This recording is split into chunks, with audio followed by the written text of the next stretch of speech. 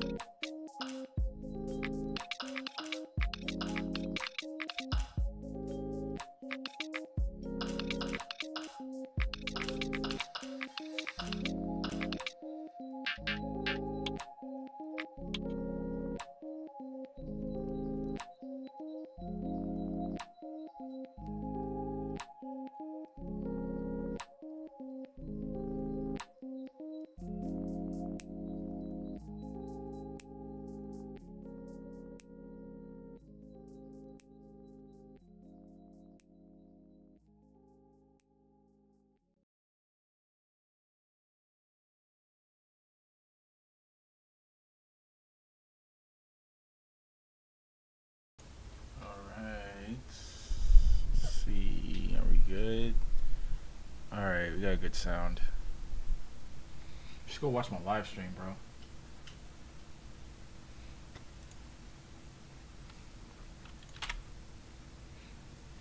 Oh, I figured out how to change the combination.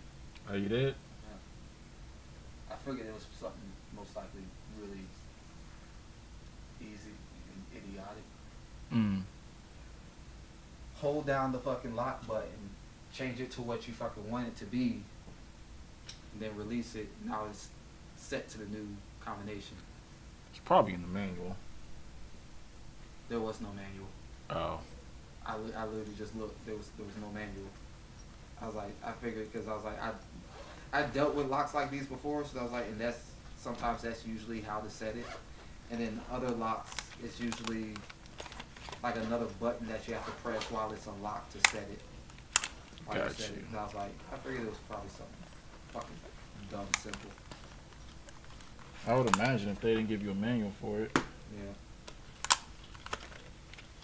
That's cool. Well,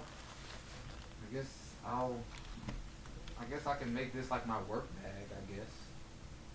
Because I don't really carry my iPad around with me when I'm going to work.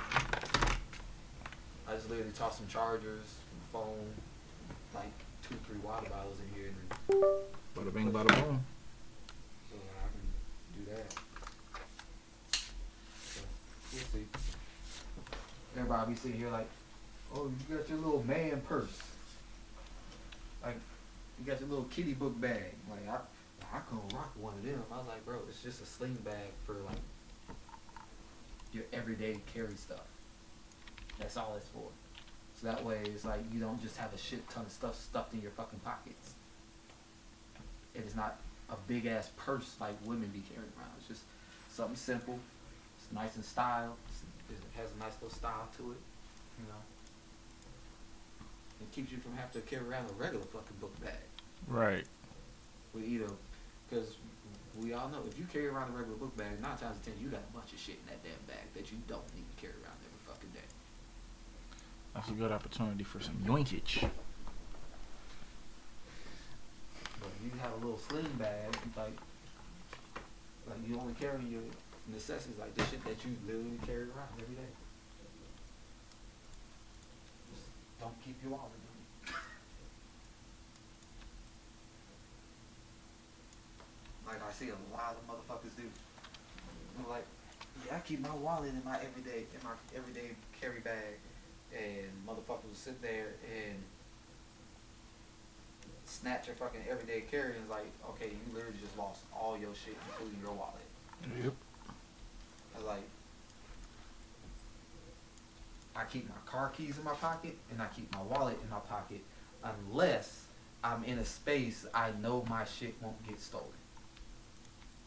Like the studio, it's like if I'm in the studio, it's like Yeah, yeah, your I'll stuff take ain't my gonna get wallet stolen. out, I'll take my keys out, and I'll put it in my bag. But you wanna know where my bag sits? Right by the fucking speaker, because I'm the only one that's near the speaker.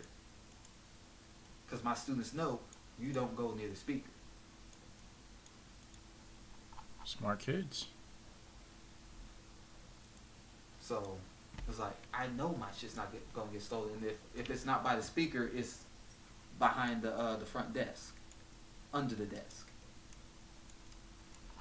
And usually the only person that knows that it's there, if they're at the desk, is Miss T or Kristen, and they ain't gonna fucking steal from me. They both make more money than me. Why the fuck would they steal from me?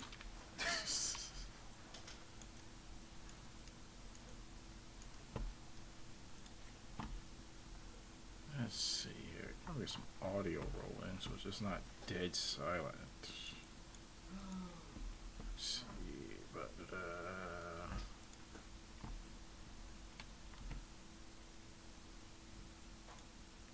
Begins inside the online. Okay. I gotta switch that. So I'm not picking up double.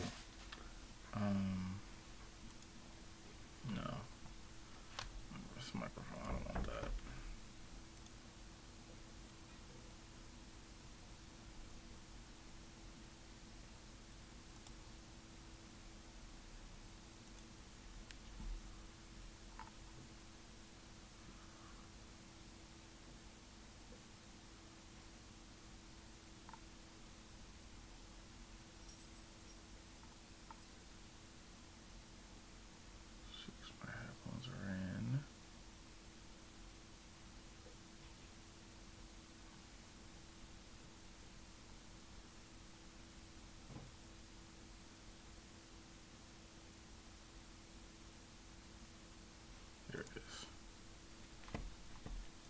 and game in the in-game There we go. Walbury Forest. One of the players was seriously injured and was now kneeling in the middle of this forest. He found himself completely surrounded, and his fallen comrades lay next to him. One of the men told his commander that despite everything that had happened, that man never Here. showed up.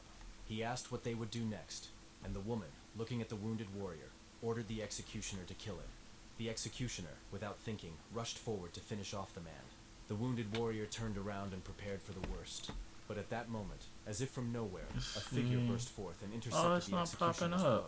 When the others saw that it was Jason, they immediately perked up. Do I have However, to- one of the soldiers recognized him as Hyrcanus and shouted for everyone to seize him. Probably gotta But switch. Hyrcanus heard the order and rushed into the attack with lightning speed. He did not hesitate to kill all the soldiers who intended to kill him. When they were defeated, he asked them if they seriously thought that by attacking in a crowd they could overcome him, since they were no match for him. It was Hyrcanus. His real name was Jason. He belonged to the Mask of Haho Guild, and his nickname was Hero Killer. His friends began to apologize, claiming that it was all their fault because they did not immediately realize that the enemies would be lying in ambush. Hyrcanus, however, put away his sword, making it clear that they did not need to apologize. He extended his hand to help them up and assured them that he was okay. The friends were touched that he had saved them again, but Hyrcanus emphasized that what was happening was not really their fault. He looked at the woman sitting on the throne and added that it was her fault, a pathetic loser who could not fight due to lack of skill. He then turned to her darkly, asking if this was true, but the woman only smiled mysteriously. Rising from her chair, she noted that their friendship was truly touching, but still Hyrcanus was too sentimental. She stated that even if the losers united, nothing would come of it. This girl was Suri. Her real name was Chelsea. She was a member of the Thunder Hunters and was known as the Thunder Queen. Hyrcanus laughed and noted that her words sounded especially funny considering that it was those same non-entities who defeated her. Then Siri warned him that he should be more careful with his words. Otherwise, she would make him regret what he said. Then Hyrcanus took out the device and asked if she really intended to make him regret something. At that moment, he activated his inventory and donned his gear, completely transforming. Pointing his sword at his opponent, he made it clear that regrets were for weaklings like her. Enraged, Sir called him an insolent bastard and ordered her men to destroy him. Hyrcanus only laughed and doubted that they had learned anything. But suddenly he felt a blade pierce his body. Turning around, he realized that it was not his enemies who had pierced him, but his own friends. The system immediately warned him that his health was rapidly declining, and his movements were limited. His so-called friend explained that they were forced to earn money and asked Hyrcanus not to hate them for it. However, the hero still could not believe that he had been so brazenly betrayed. Sire burst into loud laughter and began to openly mock Hyrcanus. He turned out to be a naive fool who believed in their friendship, as if it had any meaning where money was involved. Approaching him, Sire stated that she was going to remove him. Man, this sun really got me. If you kill him every time you enter, you won't even be able to make progress. Sire added that he was a player who was completely immersed in Warlord, but in real life he was a nobody. However, now, after all his efforts, he has become trash again. In response, Hyrcanus, maddened, dug his nails into the ground. He then rushed at her with a scream, ordering Sira to shut her filthy mouth. But a moment later, he was stopped again by his own comrades, who plunged their swords into him. Looking at this, Sira thanked them for it. Gathering his remaining strength, Hyrcanus asked again why they had done this, since the guild meant everything to him. One of his friends, overcome with guilt, asked him to just die, and confessed that they had received several billion for his elimination. But even so, Hyrcanus could not get rid of his disappointment, because he had done so much for his friends. Just recently these people swore that they were one family. Now, looking at their greedy faces, he realized that it was all just an illusion. Soon the system notified him of the character's death, and that he was facing a 48-hour ban. Soon after, Jason woke up in the real world. He screamed in horror, realizing that he had lost everything. The game Warlord became a massive worldwide hit. It took over the world and brought in huge profits thanks to AI. This game became more than just a game for Jason. This game became the only thing he was good at, because in real life, everyone always considered him trash. He recalled how he met a friend who later betrayed him. That day, this guy seemed kind to him, and even invited him to create a guild together. But now, returning to these memories, he felt furious again. Grabbing his shirt and hastily putting on his slippers, he ran out into the street, his thirst for revenge never leaving him. He called Donald, and wondered if he understood what he had been through. Running along the streets, he did not notice the red traffic light. At that moment, a truck was approaching him at great speed. But the hero was immersed in thoughts that if he had known how it would all end, he would never have wasted time caring for others. Not noticing the approaching garbage truck, Jason didn't have time to dodge. The car hit him, throwing him to the ground with all its force. Dang, got hit by a truck cone. Pool of his own blood. He heard the voice of the answering machine informing him that the number he had dialed was unavailable. The only thought in Jason's head was that of all the possible outcomes, he ended up getting hit by a garbage truck. The images of his betrayed friend appeared before his eyes again. He also remembered the face of Seer, who removed him from the game. In the last moment before his death, he swore that he would take revenge at any cost. Then something strange happened. The system gave a message about the connection, and that the user identification was in progress. A few moments later, the hero opened his eyes and saw that a system greeting had appeared in front of him. Hyrcanus was even more shocked when he saw a huge monster in front of him, and a task that required training. The hero tried to understand what was going on, but suddenly he heard someone call him a noob. Looking ahead, Hyrcanus noticed two guys shouting at him not to yawn, because they urgently needed to defeat the Minotaur. The creature meanwhile let out a deafening roar. One of the players exclaimed that it was impossible to complete this part alone. At least 3 people were needed to defeat the monster. Hyrcanus clarified whether the Minotaur was the tutorial boss that was removed from the game 5 years ago due to being too difficult. Hearing this, one of the guys was perplexed, because Warlord had only been released 10 months ago. These words completely confused Hyrcan. But soon he, thinking about the release date, pretended to understand them. He crouched down, raised his sword, and walked straight towards the Minotaur. The others called after him, asking where he was going, but Hyrcanus ignored them. Ready for battle, he charged straight at the boss. The other players looked at each other and decided that he had gone crazy. The Minotaur noticed the approaching enemy and prepared a powerful attack. Yeah, that was However, Hyrcanus good. managed to dodge at the last moment. He increased his speed and delivered a furious blow that cut his opponent into pieces. Soon the remains of the Minotaur collapsed to the ground. At that moment, the players froze in shock, not believing their own eyes. But soon they looked at each other with sly smiles. Then they called out to Hyrcanus. One of them extended his hand to him, noting that he was indeed strong, and invited him to join their guild. However, for Hyrcan, this offer became a painful reminder of the past, when his first friend invited him to the guild. The irritation flared in his chest again, and he declared that he had just made a decision. When the boys, laughing, asked what it was all about, they were overtaken by Hyrcanus' rage. He mercilessly destroyed them with a blow of his sword. In a rage, he said that if he ever trusted anyone again in this new life, he would consider himself a dog. Soon after, Jason returned to reality. When he opened his eyes, he was very surprised by his surroundings. The hero realized that he was in a huge V-Gear store, and there were a lot of people there besides him. He recalled that 5 years ago he didn't have the funds for his own VR device, and had to make do with a demo headset. This thought scared him even more, because it meant that he had actually gone back in time. Throwing his helmet aside, he decided there was no time to waste. Jason ran out of the store at full speed. He reflected on the fact that he now had knowledge of the future and all the skills he had developed. This meant that if used correctly, he had a chance to avenge his death. Without hesitation, he pulled out his credit card and asked the saleswoman to sell him the V-Gear device. The girl was surprised at first, but then replied that she would complete the purchase. Jason thought this was great, and began to think about where to start his journey. However, soon the saleswoman called out to him in embarrassment, and informed him that there were insufficient funds on the card. At that moment, Jason froze in a daze. Then he looked down and realized that it made perfect sense. After all, if he had money, he wouldn't have been sitting at the demo version. Panic gripped him. He wondered if he would have to earn money first, but he immediately rejected this thought. There was no time for that. At that moment, a familiar voice pulled him out of his thoughts, and Chelsea, known as the Thunder Queen Sire, appeared on the huge screen in front of him. On screen, she declared that the strong were never afraid of trials, because hesitation was a luxury unavailable on the battlefield. Sure called on everyone to become masters of war. Jason looked at the game's advertisement in horror, realizing that in front of him was the very woman who had taken everything from him. It came to mind how she had once mockingly called him trash. He turned away in a rage, deciding that he could no longer afford to pick on her.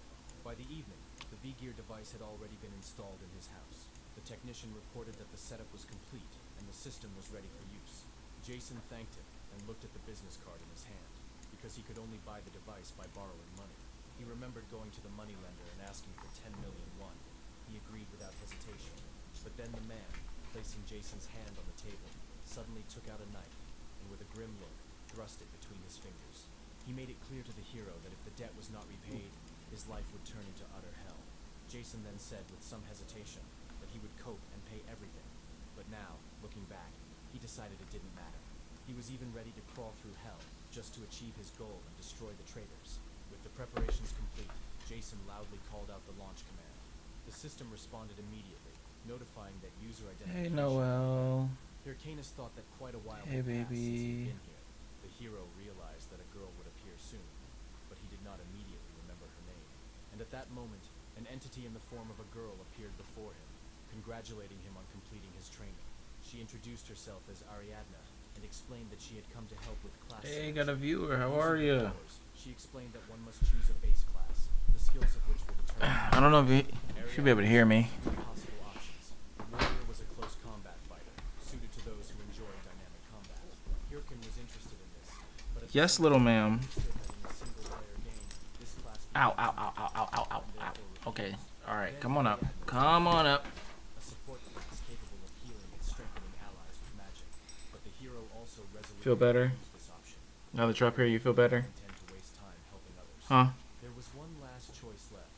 Ariadna noted that all that Hmm. remained was to hope that the game would be exciting enough for him. The system soon announced that the base class had been chosen. He teleported No. to his class's tower. When the hero arrived at the place, he was met by an old man sitting on a huge book. He greeted Hyrcan as a young seeker of knowledge and introduced himself as All right. Vulcan, Daddy's gotta get back to work. that he would Come be on. his guide in the path of magic. After Come that, on. he asked what kind of magic Ow. he would like to study. Hyrcanus replied that he would like to master dark magic. Really? For a moment there was silence in the room. The old man asked again. Really? He spoke about earth magic, but the hero clarified that he was talking specifically about dark magic. Shocked, Golko asked All right. him You can stay on my lap. since dark magic devoured the soul of the one who used it. Hyrcanus confidently stated that he knew about this and was ready to risk everything. Golko trembled. He could not believe it, but said that he was ready to get down to business at once. After that, he showed his true face, and in an instant, from a kind old man, he turned into a living skeleton. Golko laughed, admitting that he had not seen a young man ready to take this path for a long time. Having summoned a book of dark magic before the hero, he offered to place his hand on it. However, he warned him one last time that this road was too treacherous for the faint of heart, but Hyrcanus, without thinking, put his hand on the book. He emphasized with a firm look that his heart was far from weak. At that moment, black energy surrounded him. Then the skeleton laughed, feeling how power filled the body of the protagonist. He noticed that at last a truly interesting person had appeared. Then Gherkin remembered the legendary video from his past life. It showed a necromancer single-handedly defeating a raid boss. He realized that this was exactly the kind of power he needed. The system immediately Ow. announced that he had become a necromancer, and that he had also received a skeletal fragment. The hero was inspired, and immediately decided to test his new skill. He threw the skull, shrouded in magical energy, to the ground. Then the system notified him that the skeletal warrior, infused with his magic, had begun to take form. Hyrcanus watched as his magic brought the creature to life. Soon the skeleton stood before him, and then the hero thought that this time he would become a necromancer. He turned around and noted that it was time to level up, since the training dungeon was supposed to be very close. However, when he looked at his skeleton, he noticed that its head had fallen off. They just stood there, looking at each other in silence. At that moment, a portal opened and the system reported that Hyrcan had entered the training dungeon for beginners. However, his mood was spoiled when he remembered how his skeleton lost its head from the slightest movement. The hero remembered that in his past life, such creatures looked much more reliable. He brought up the stats window and saw the description of the skeleton fragment skill. The hero wondered if he had overdone it with mana, and decided that he now urgently needed to gain levels. Suddenly he heard a noise and turned around sharply. As it turned out, a pack of coal wolves was approaching him. The hero was pleased, and looked forward to the upcoming battle. These wolves were not considered the strongest, but their speed made them ideal opponents for testing skills. Hyrcanus then activated the skeleton fragment and ordered the skeleton to attack.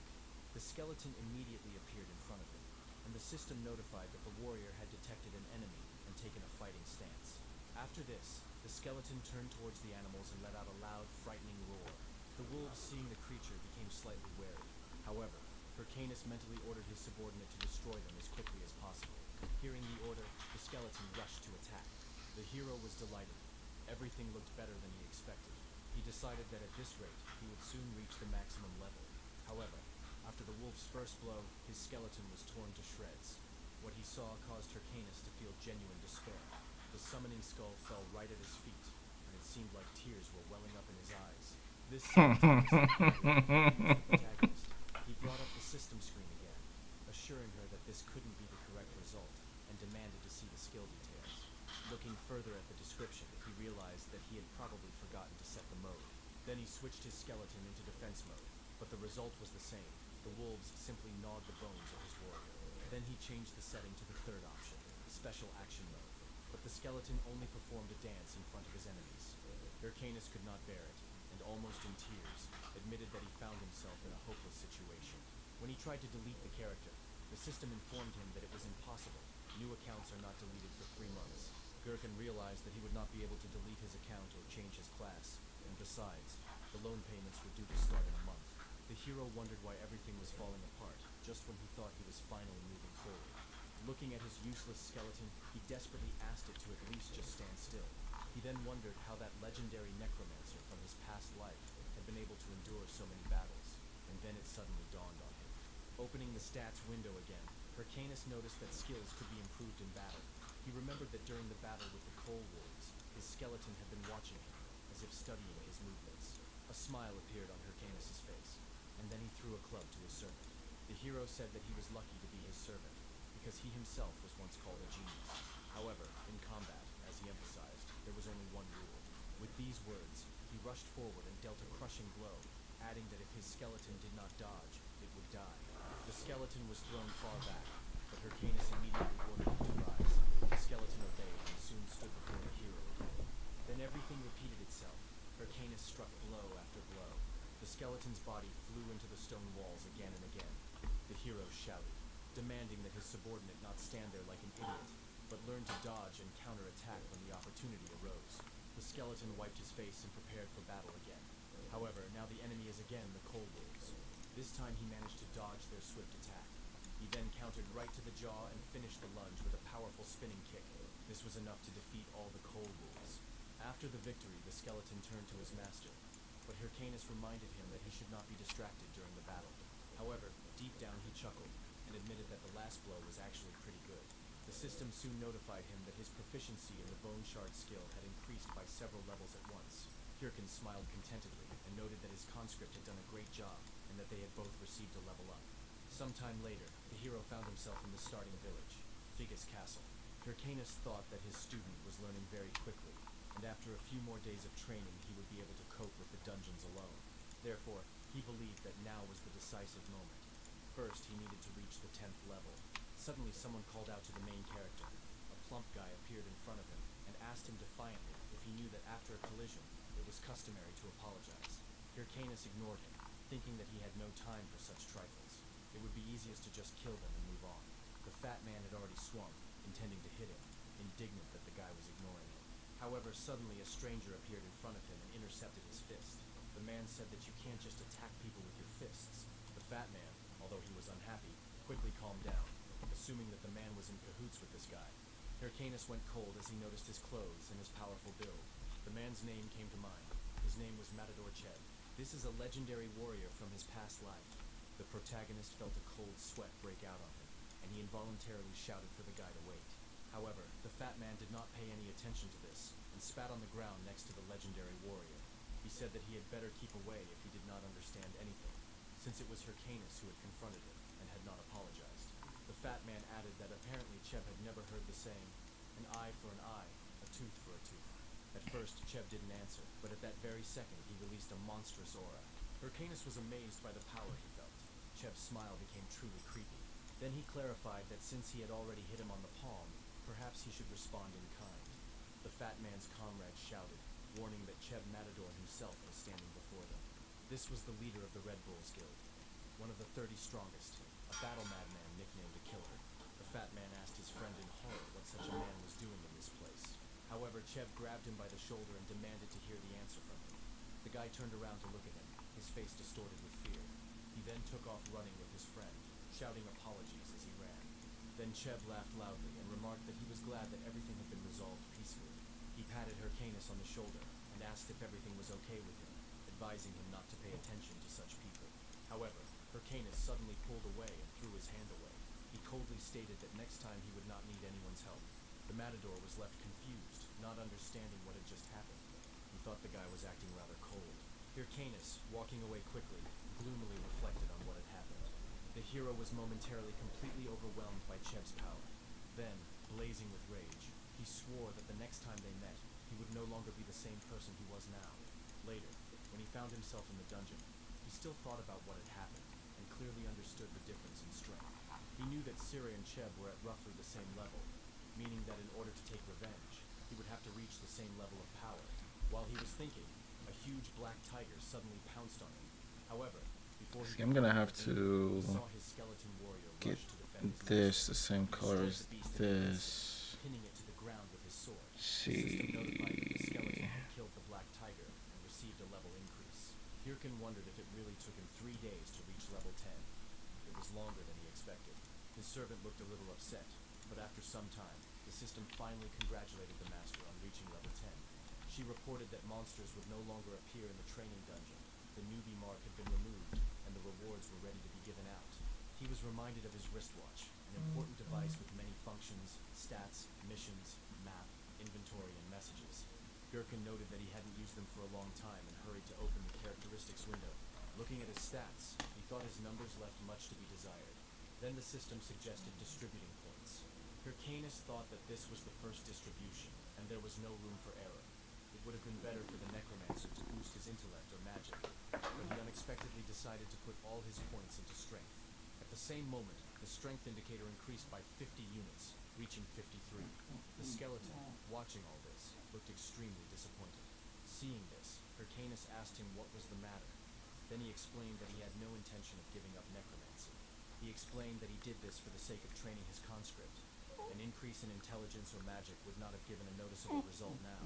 However, his strength will allow him to teach the servant all the fighting techniques he has honed in the past. He admitted that he literally put his life on the line, relying on the skeleton to learn everything. But the hero ordered the skeleton not to soften and to concentrate on training while he took care of the rest. Hyrcanus also added that there is a way to compensate for the missing characteristics. The next day he went to the Raiders Association, to the Fegus Castle branch. There, the task distributor took out an item and loudly announced that new missions had arrived. The crowd of players immediately rushed forward. Hyrcanus reasoned that at this time of year the tasks were not so good, but people still rushed after them. When Hyrcanus approached the counter, he said that he would like to have one of them, and asked the old man to show him the list. The old man agreed, but warned that there were either too difficult assignments left, or assignments with low rewards. Looking through the list, Hyrcanus thought that most of the missions looked incredibly boring. However, one of them immediately caught his attention. When he chose her, he decided that this was his trump card. The quest involved Almost there. a cave on Mount Bima, a fairly standard mission with low-level monsters. The old man frowned. Oh, and right asked there if he should was sure do of his it. choice, since the reward was only 10 gold coins. Hyrcanus Yeah, that's wanted to right run on the mission, money. but if he completed it to level 15, he could receive the title of Right on the Prince. money. Many players doubted the value of titles, but he knew for sure that they directly increased the character's stats. A player could be low level with mediocre stats, but once he got this title, his stats would increase dramatically.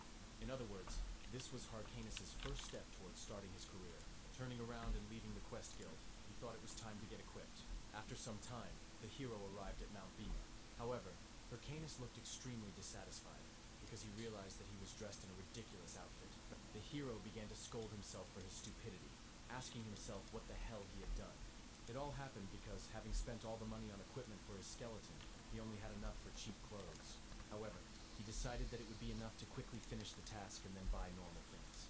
Deciding not to waste a second, the hero rushed straight into the forest to complete the mission as quickly as possible. Meanwhile, in another part of the forest, a bloody hand rose from the bushes. The wounded man called for help until he was dragged back into the bush. The 3 players who dragged him away just chuckled as they listened to the man scream in horror. Later, a warrior arrived at Mount Bima and announced to everyone that the great adventure of the mighty Multi was beginning.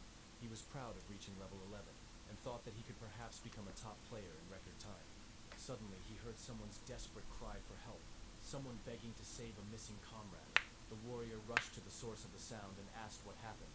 The priest explained that they were attacked by a monster that appeared out of nowhere.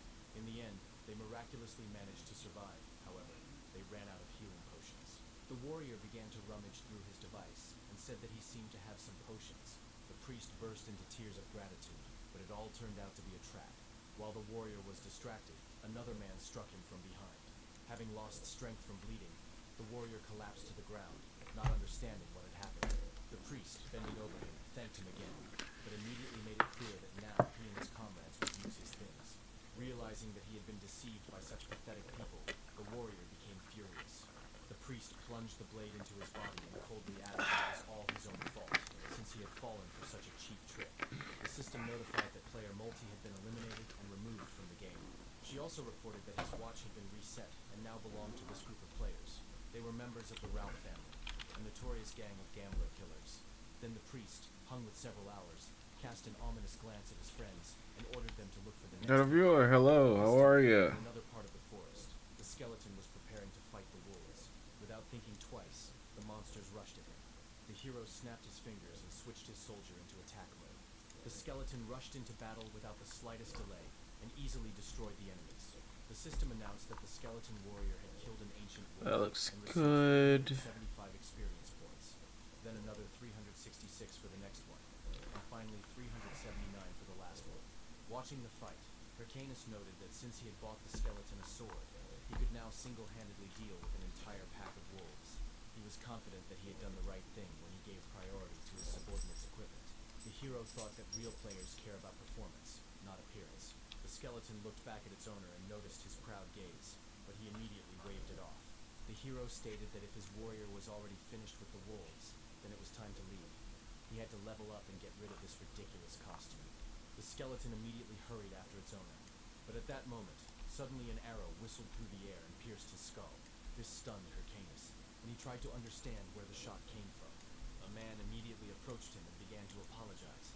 It turned out that these were the same deceivers from the forest. The priest said that he confused his creature with a monster, and therefore shot. He continued to make excuses, insisting that he was sorry. Hyrcanus was about to forgive them, but he noticed a watch stained with blood on the priest's hand, as well as the sword of the slain warrior.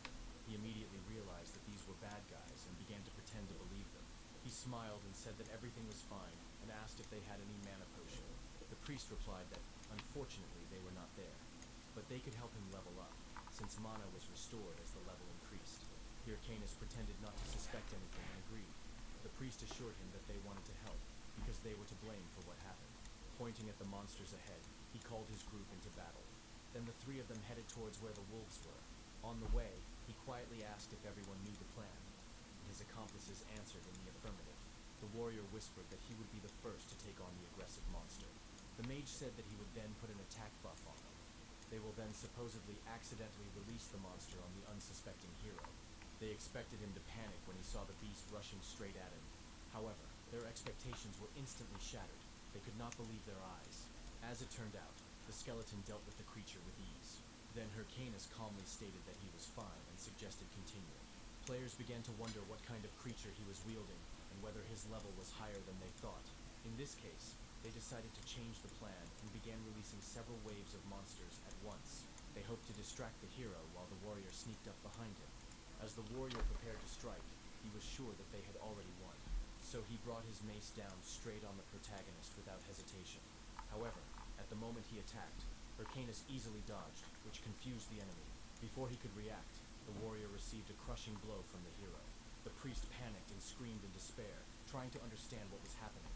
Then Hyrcanus snapped his fingers and summoned his companion. The skeleton responded instantly, his eyes glowing blue.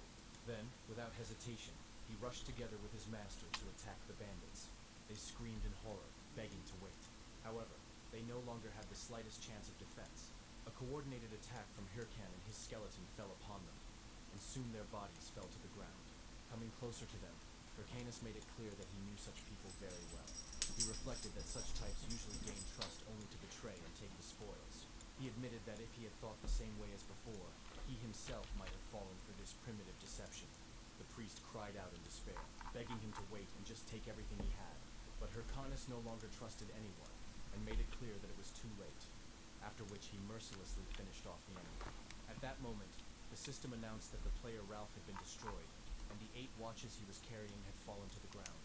Seeing how many watches Ralph had, Hyrcanus felt very angry. This scoundrel turned out to be crazy. However, now he could get great benefit from the trophies. First of all, he was going to buy himself normal clothes. Turning around, the hero noticed that the skeleton was kicking the already defeated warrior. Then Hyrcanus turned to his companion and suggested that they take some of the trophies lying nearby. After this, he extended his hand and began to heal the wound left by the arrow that pierced the skeleton's skull. After a short time, the skeleton was completely restored. Hyrcanus noted with a smile that his companion looked truly pleased. He added thoughtfully that appearance didn't matter in the game, and true beauty was only revealed on the inside. At the same time, he himself stood in an awkward pose, and the skeleton stared at him in bewilderment. Hyrcanus meanwhile noted that the watch that fell from the priest was a real jackpot. He knew that the chance of getting rare items from someone else's watch was less than 1%, but luck was on his side. Among the trophies, there was also a huge amount of gold. Picking up the mask from the dropped inventory, he thought that thanks to these fools, the process went much faster than he expected. He decided that he would soon start recording his gaming adventures, and that he would need a style to do so. But, as he thought about it, he remembered something unpleasant. He remembered how in his past life he had suggested to his friend that they give everyone in the guild a traditional Haho mask. He was full of enthusiasm then, and said that the very next day they would rename the guild to Haho Mask. These memories suddenly darkened his mood, and he even considered changing his style completely. Hyrcanus swore that he would never again allow anyone to take away what was rightfully his. Filled with rage, he firmly declared to himself that he would prove he was right, and that was where his new story would begin. Putting on a sinister mask, he jumped up and called the skeleton to follow him. After some time, they found themselves in another dungeon. They passed through the portal together, and the system announced that Hyrcanus had entered the dungeon of the cave of Mount Bema. The hero carefully... Yes, that looks good. remembered that it was in this place that blue werewolves lived. He knew that these monsters were dangerous, but with his new equipment, he believed that he could clear the dungeon in 10 minutes. So he ordered his companion to move forward.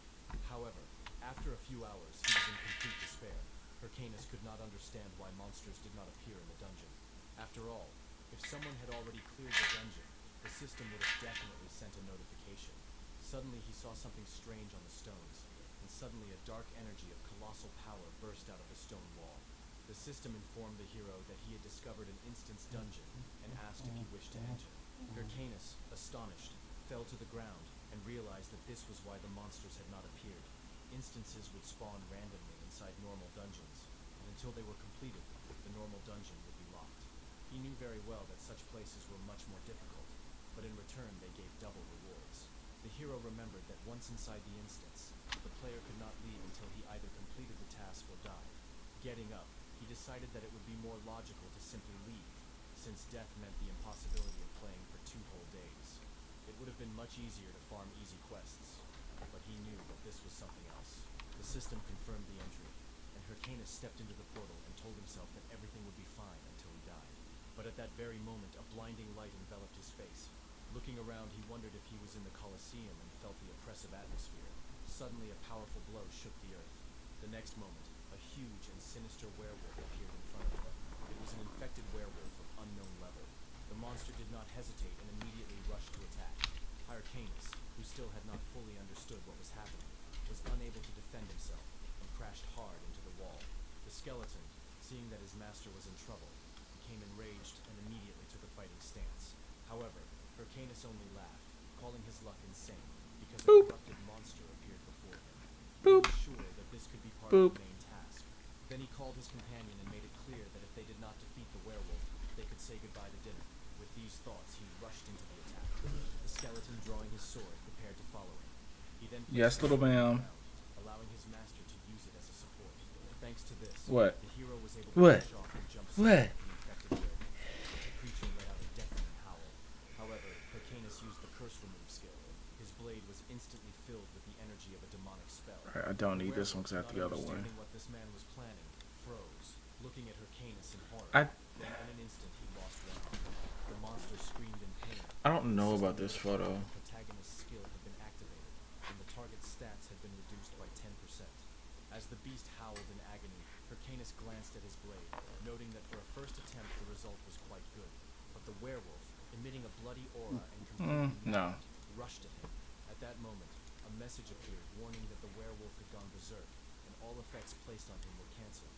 Hyrcan prepared himself for the worst, mentally noting that this was what he expected from the dungeon boss. Then he smiled, deciding that now was the right time to try something he had been saving for later. Get rid of that Activating one. the inventory, he summoned a stream of dark energy. It completely engulfed his body and then exploded, releasing all its power. Then Hyrcanus emerged from the flash, dressed in battle armor, and laughingly asked where they had left off. This was a slot activation unique to Warlord. When activated, the slot would pass energy through the player's body, enhancing his characteristics and changing his appearance. However, Alright, get the rid form of always that remained one. unpredictable and was different for everyone. That's why most players called this mode the ultimate ability. Then Hyrcanus summoned the infected werewolf to show him what he was capable of. The monster roared with rage and rushed at the hero. However, he dodged his blows without much difficulty. After a few maneuvers, he jumped back to buy time.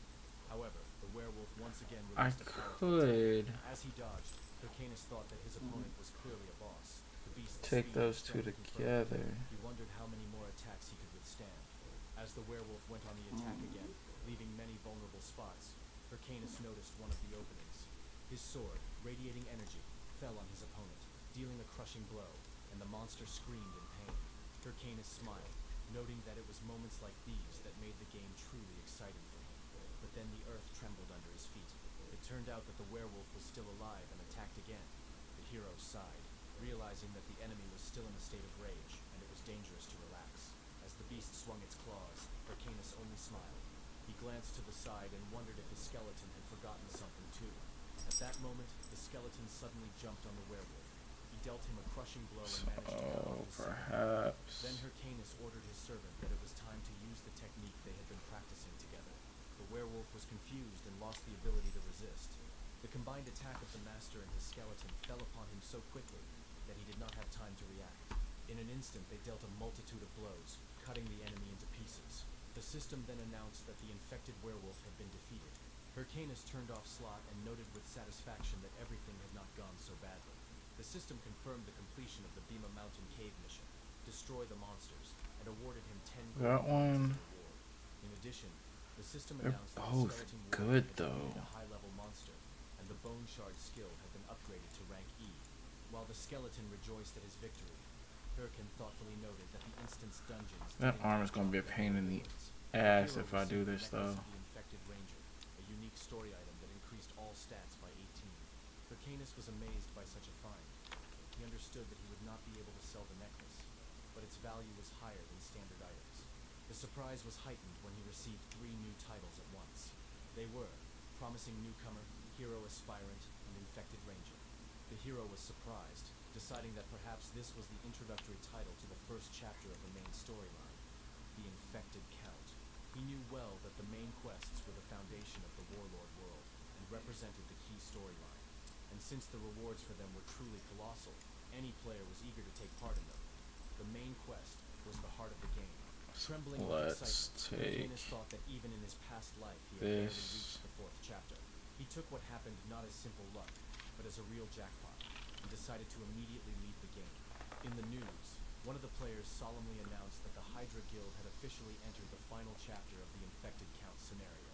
They intended to complete it within 3 months, but Jason paused the broadcast and felt deeply disappointed. What recently seemed like a jackpot in the game suddenly turned into nothing.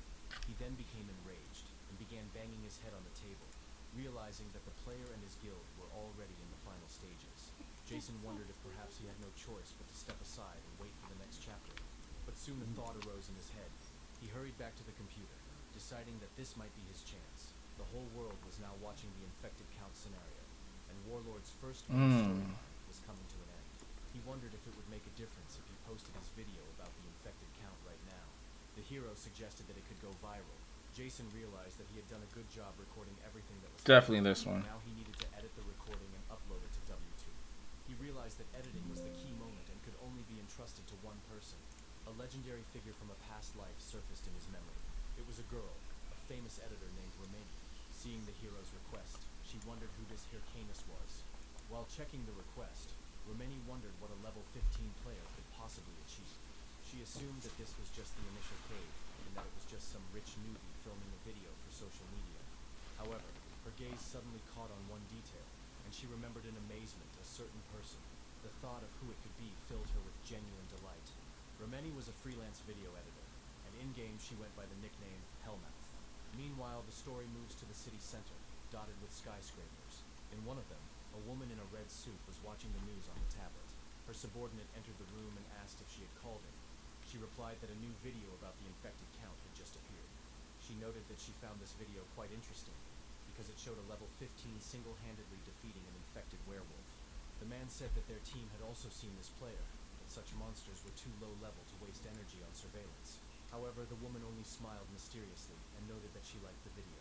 After that, she ordered the hero from the recording to be brought to her. This girl was Chelsea. She was the head of the Thunder Group Corporation, the greatest business conglomerate. In the game Warlord, she was named Thunder Queen Scylla. That looks so much better. The looked at the screen of his phone in surprise. The video he posted the day before has already gained more than 6,000 views. It seemed strange and even awkward to him. In his past life, it had taken him months to achieve this result. Romini asked him if he had seen the number of views, and the hero suddenly realized that the situation had changed in another way as well. She wrote first, which she never usually did, as she had a reputation for being mysterious and unattainable. Moreover, she asked when he would send her the next video, and Jason admitted to himself that he had no idea what to do next. He understood that he would never find another monster like that infected werewolf. Therefore, he came to the conclusion that it would be better to return to recording videos only when he reached level 50. However, he still launched the VR device, started logging into the game, and thought that he should strike while the iron was hot. Meanwhile, Chev, known as the Killer, was watching the video of the hero again. He noted that no matter how many times he watched it, the player's movements always looked impressive, but at some point he thought about it. The face and the way he moved seemed vaguely familiar to him, as if he had already seen this person. At that moment, a girl approached him. Yell, a member of the Red Bulls. Chev explained that he was talking about Hurkan, the player wearing the Haho mask, and that he was currently one of the most discussed topics. Yell noted that if her friend had watched the video countless times, it was no wonder it seemed familiar to him. The blonde, filled with excitement, exclaimed, "Newcomers were always constrained, but this player acted completely differently." Yell, tired of his enthusiastic words, sharply shouted at him to shut up. Pushing him in the shoulder, she added that if he continued to talk nonsense, then at least let him go inside. There were only 5 minutes left before the broadcast. Chev only smiled slyly in response, winked and noted that he really liked her. Yell, crossing her arms over her chest and taking a deep breath, said that if this was true, then he should prove himself in the next stream. After all, more than 200,000 people bought tickets just for him. Soon the crowd was greeting the leader of Look at my baby. ninth-ranked warlord, Matador Chela. When the broadcast began, all the guild members gathered at the dungeon portal.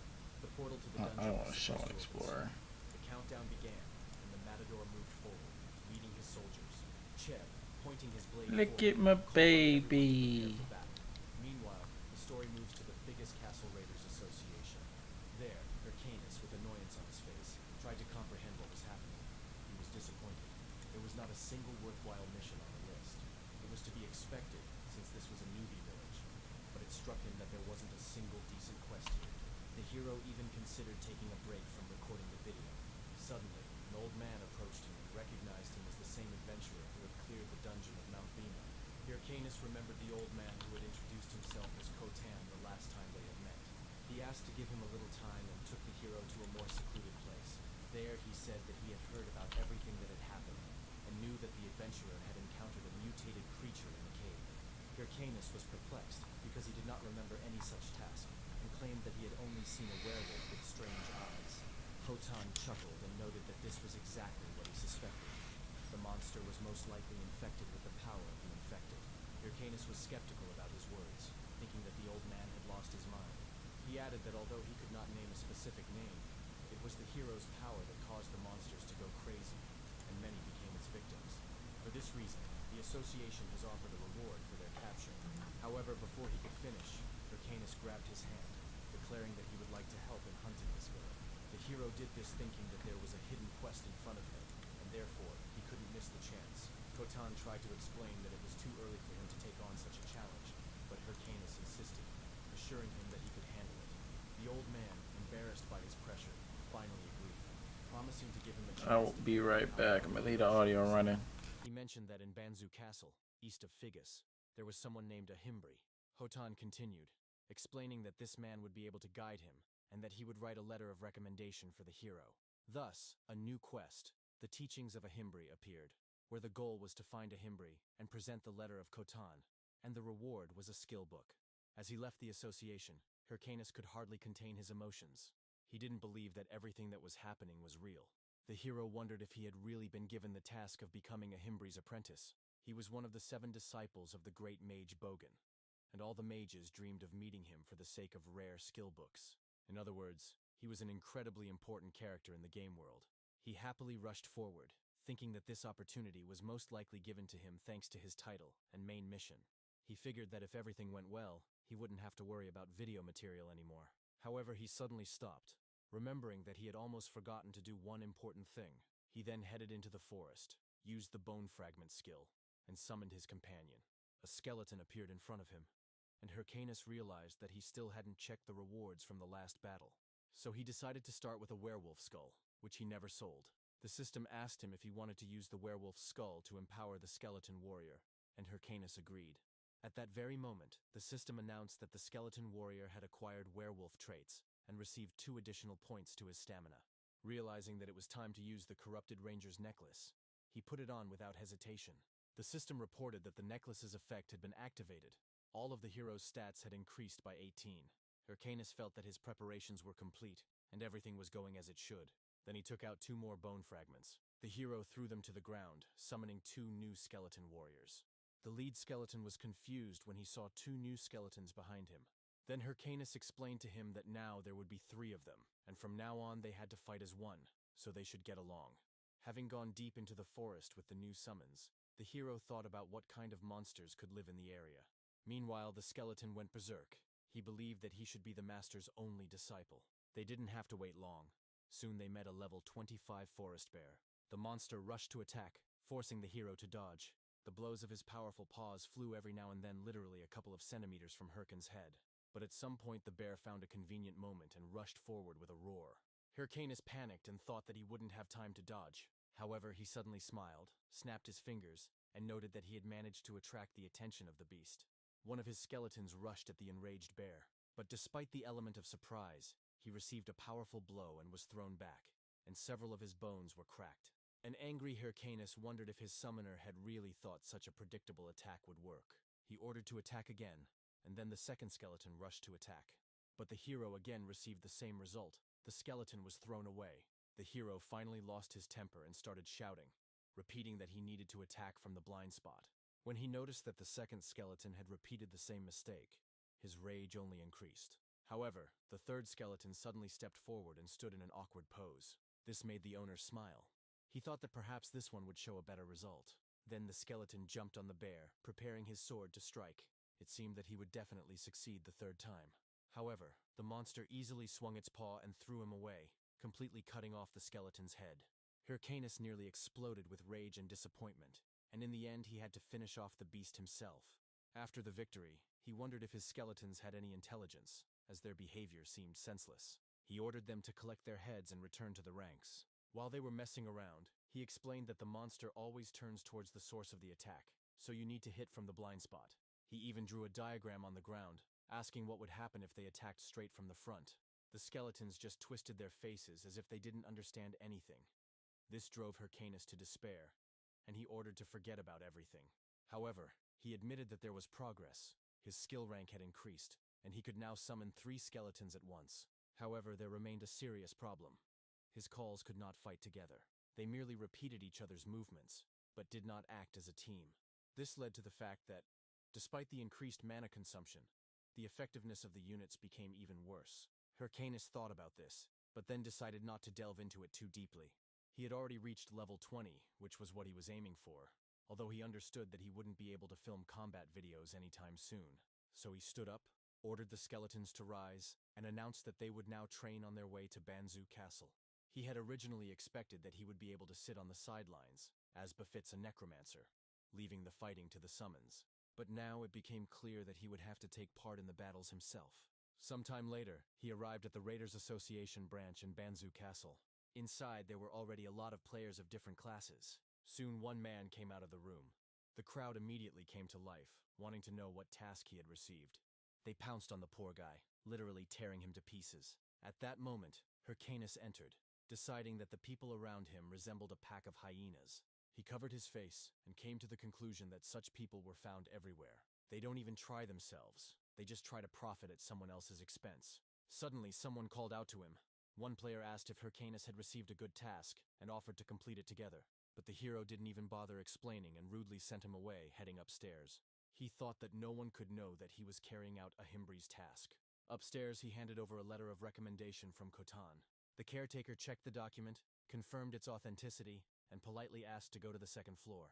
Meanwhile, other players desperately tried to break through after him, claiming that they were in the same group as Hyrcanus. The hero himself wondered what kind of reward a Himbri could give. He was sure that it should be special, because it was about a hidden quest. In addition, he hoped to build a long-term relationship with this NPC, entering the designated room and politely asking permission to enter. However, the hero was amazed by what he saw inside. The room was in chaos, there were books everywhere, so you couldn't even see the floor. A man appeared among the rubble and asked in surprise who Hyrcanus was, since he did not remember making an appointment. As it turned out, it was that same NPC named a Himbri. Hyrcanus handed over a letter of recommendation, introduced himself and explained that he had come on behalf of Khotan.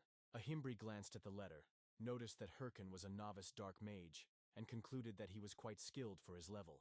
Then a Himbri nodded and began to present the reward. After receiving the skill book Bone Armor and Helmet of Madness, Hyrcan realized that he had become the owner of 2 extremely rare skills.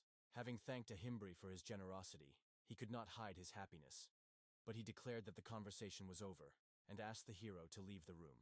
The system immediately informed that the task of a Himbri's teaching had been completed, and he also warned Hyrcanus to be careful on the way back. Hyrcan found this odd and asked the NPC to wait, wondering why the quest had ended so quickly. He wondered if a Himbri was going to give him another task, since he clearly hadn't come here for a couple of skill books. In desperation, he began calling loudly for the man, claiming that he was ready to do anything. The NPC then grabbed his hand and asked if he was really willing to fulfill any condition. When the hero nodded, a Himbri thanked him with a maniacal smile on his face. As a result, Hyrcanus received a new task, Egg from the Nest, which required him to get an egg from the nest, and there was no reward for the task. This left the hero in shock. He felt that he had been deceived by the NPC. Meanwhile, a knight was walking through the city, causing passers-by to become noticeably nervous. They began to guess that his equipment must be extremely expensive. The knight continued on his way to the Raiders Association branch. He thought that the Mask of Haho was there. Hyrcanus was very disappointed after leaving a Himbri's room. He began to suspect that NPCs might be deceiving players. He thought he would receive a quest related to the main storyline, but instead he was faced with a mysterious quest, with no reward. Still irritated, he wondered if it was worth doing at all. Suddenly, a strange man appeared right in front of him and asked about the details of the task. Soon, several players gathered around him, trying to find out what task Hyrcanus had received. He panicked when he remembered that he had forgotten about them. The hero thought for a moment whether he should just eliminate everyone. Suddenly, a knight appeared in the room, releasing energy and scattering the players to the sides. After this, he sank down right in front of Hyrcanus, who was lying on the floor. He asked the hero to give him some time to talk in a quieter place. Hyrcanus found this strange, and did not understand who this man was who had appeared so suddenly. At first he ordered the knight to retreat, but he approached and quietly addressed him, calling Hyrcanus the Mask of Haho and asking for his cooperation. This frightened the hero very much, because he had never heard anyone call him by this name. Soon after, they headed to a city alley. The knight apologized for the inconvenience caused. He then tapped his watch, explaining that it was impossible to have a normal conversation outside. After this, the knight appeared before the hero in his true form. It was a man with glasses. Hyrcan thought, judging by the equipment, the knight should be at least a ranked player, but he didn't recognize him. The knight asked if Hyrcanus was really the Mask of Haho, and the hero, starting to get nervous, decided to pretend to be a fool. He asked who Mask of Haho was, claiming that he had come just for a chat, but in reality he wanted to understand who he really was. The knight, a little irritated, asked if Hyrcanus had recently received a quest from an NPC named a Himbri. Hyrcanus then demanded an explanation, asking who he was and why he should share such information.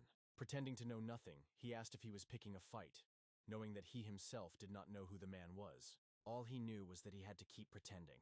He was curious what the mysterious stranger would do.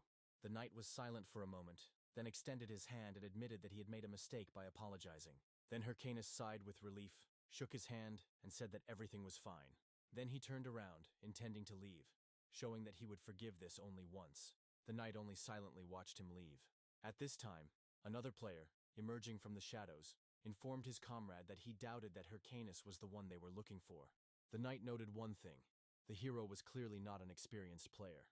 After all, if he had been playing Warlord for a long time, he wouldn't have so carelessly shown his wrist with a watch. Another player wondered if they should continue watching the Himbri NPC since the Infected Count quest was almost complete. The knight explained that the quest that Hyrcan received was the main story mission. so he couldn't take unnecessary risks. The magician agreed with him and decided to return to his place. Meanwhile, Hyrcanus, who had been watching their conversation from the window, quickly realized that there were actually 2 players there. He concluded that they were clearly from some organization, since they acted in a coordinated manner. However, he also thought that if it was an ordinary guild, they would have already made an offer after introducing themselves. This reinforced his opinion that these were unusual players who should not be underestimated. The next day, Hyrcanus was still puzzled by what had happened, suspecting that the mission was hiding something more. He assumed that these players had seen his video and knew in advance that Maskahaho would receive the task, since they let him go so easily. That's why he believed that they didn't care who was really behind the nickname Maskahaho. The hero understood that if he continued the quest, he would encounter these players again. And to avoid the meeting, he will have to temporarily stop publishing videos. He wondered why these lunatics were always ruining his life, especially when he had enough problems with Chelsea. Meanwhile, Chelsea had just been knocked out of the game. Her secretary Penny entered the room, praising her hostess for the work she had done. She handed her a bottle of water and asked how the guild entry exam went. The woman picked up the bottle and declared that all the candidates were complete trash. She wondered how they could be so useless. She then asked if there was any news about the Maskahaho she had mentioned earlier. Penny hesitated a bit, but said that he seemed to have joined another guild, since he hadn't responded yet. This made Chelsea furious, and she demanded that the information be verified. A frightened Penny assured that she would look into the situation again, and would not return until she was sure that the information was accurate. While Chelsea was changing, she asked what the chairman had said. However, Penny replied that he had not said anything yet. Chelsea smiled and explained that if he was being quiet, it meant that Warlord was doing very well. After she got dressed, she pointed out that the hero tried to force the marriage when she told him about her experience in the game. Chelsea then ordered her assistant to gather a new batch of candidates and report back the results the next morning.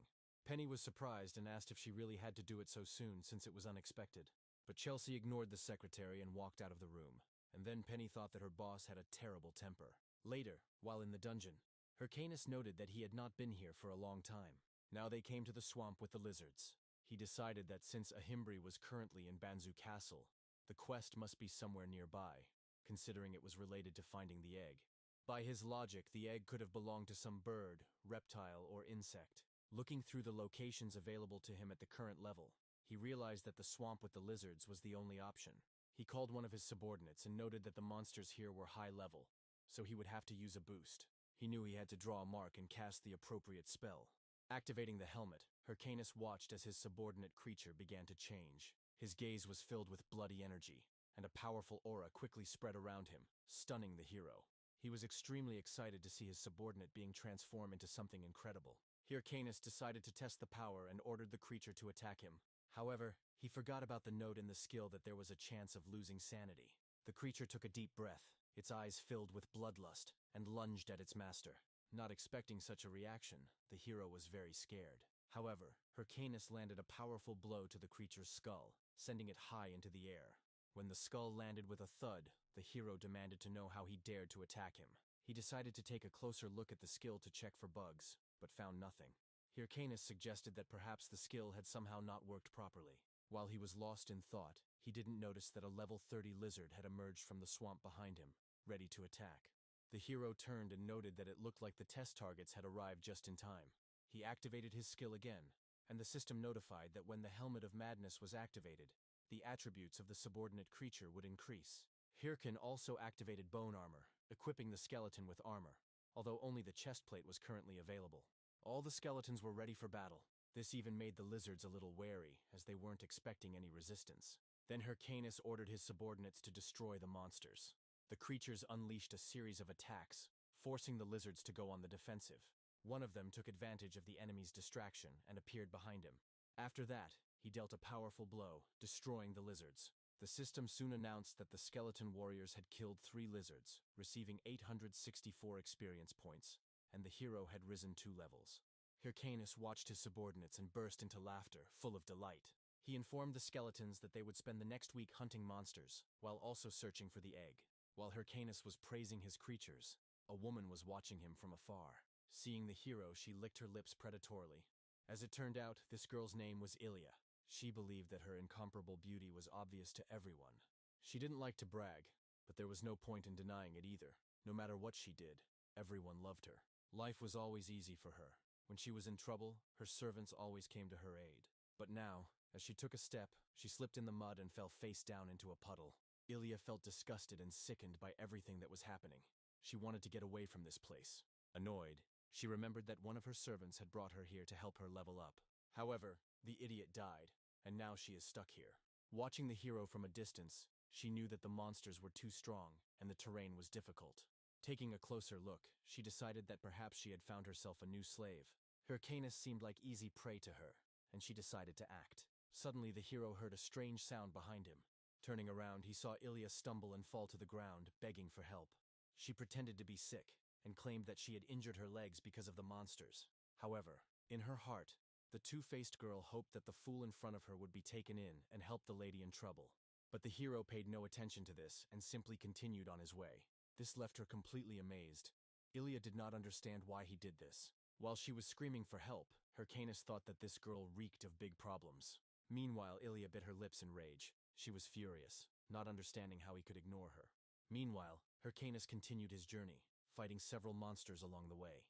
He was starting to get bored watching his subordinates handle all the tasks themselves, and noticed that the same woman was still following him. He realized that he had been ignoring her to save time. However, she continued to follow him closely. Remembering the faces of his traitorous friends, he became angry, believing that if they were already in the game, then at least they should play fairly. Then Hyrcanus decided it was best to deal with it now, and he finally turned around and asked the woman what she wanted. Ilya said that she had dropped her sword in the swamp and asked for help in finding it. But Hyrcanus said that after that, it would be better for her to disappear from his sight. The woman was delighted, and began to thank him without stopping, assuring him that she would not forget his help. However, deep down, Ilya thought that she had once again deceived another idiot. After a walk through the swamps, they finally found the sword they needed. Ilya again thanked the hero for his invaluable help, but he said that everything was fine, reminding her of his promise to disappear after finding the sword. He then took a deep breath and ordered his subordinates to take the sword, to which they quickly responded. Meanwhile, the woman laughed and thanked him once again.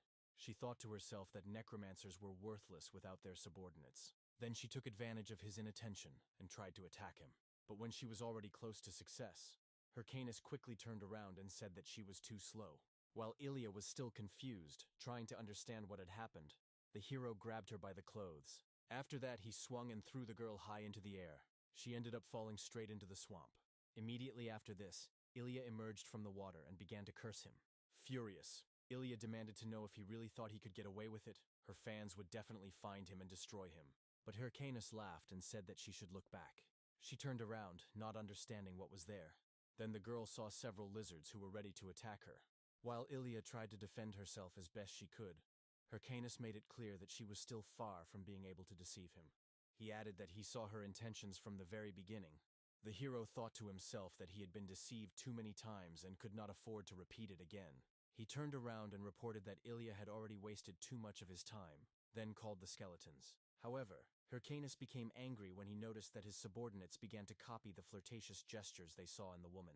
He became angry and ordered them to stop learning strange things, or he would destroy them completely. At this point, a system message appeared stating that player Ilya had been eliminated. He remembered her cries about bodyguards, and decided that they probably didn't exist at all. He even suggested that someone like her couldn't have them. Meanwhile, a group of Ilya fans were watching Hyrcanus through a recording device. The guys were furious. Sometime later, still in the dungeon swamp, one player was injured. Hyrcanus, thrusting his sword into his shoulder, listened to the boy's speech about how he had come to fight the enemy of Lady Ilya. Then the hero wanted to find out why the player was going to such lengths for her. He himself had received nothing, and wanted to understand whether he thought that Ilya would meet with him for revenge. The player suddenly smiled. This behavior puzzled Hyrcanus. Then the player laughed ominously and shouted that he was doing this out of love for Ilya. Then Hyrcanus mercilessly destroyed him. It seemed to him that everything that was happening was some kind of stupid joke. Then he remembered the girl who had tried to deceive him earlier. This crazy woman tried so hard to scam him. In the end, she paid for it. He never thought that what she said about fans would be true. After all her words seemed like the whining of a cornered dog. But now he realized that because of this, he encountered crazy people like her every day. He was pleased, believing that his patience and readiness for the unexpected was due to the lack of missions. He felt it especially when these people appeared around him, trying to get him. Then the hero wondered whether it was worth finding that woman again and punishing her. However, He quickly decided that it was better not to do this, so as not to create new problems. The system then notified him of the receipt of another watch that did not belong to him. 5,000 gold coins, leather boots, and a promise necklace. Hyrcanus suggested that the necklace might be one of those super rare items that could sell for 800,000 units. He was delighted and exclaimed that love was wonderful, and thanks to this idiot, he would finally be able to have a luxurious dinner for himself. Suddenly, a man appeared from the forest, shouting that the hero was right in front of him. Hyrcanus turned around, excited, saying that he was the one who killed Ilya.